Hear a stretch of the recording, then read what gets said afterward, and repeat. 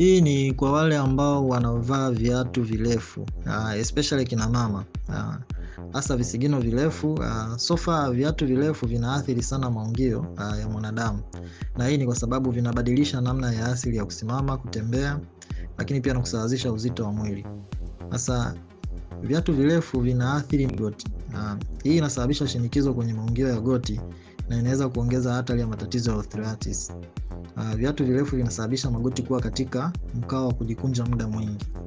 Lakini pia inaathiri nyonga. Mkao usio wa kawaida unaosababishwa na viatu virefu inaathiri mkao wa nyonga. Nyonga kulazimika kufanya kazi ya ziada ili kusaidia usawazishaji wa mwili. Lakini pia inaathiri mgongo wa chini kwa maana ya low back.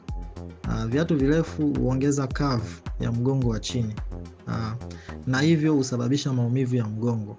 Misuli ya mgongo kulazimika kufanya kazi ya ziada ili kuleta usawa. Lakini pia inaathiri maungio ya vidole na kisigino.